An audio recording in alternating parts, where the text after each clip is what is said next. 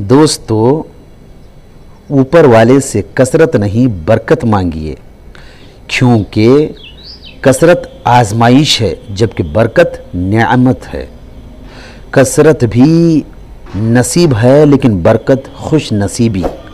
कसरत ज़रूरियात पूरे होने का इंसानी अंदाज़ा है जबकि बरकत ऊपर वाले की तरफ से गारंटी है कि उसके होते हुए ज़रूरियात यकीनन पूरे होंगे।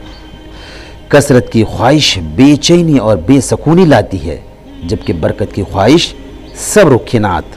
कसरत का तलबगार नाशुक्रा बनता है जबकि बरकत का तलबगार शुक्रगुजार। कसरत वाले रोज़ महशर हिसाब किताब में फंसेंगे जब बरकत वाले हिसाब किताब की सख्ती से महफूज रहेंगे।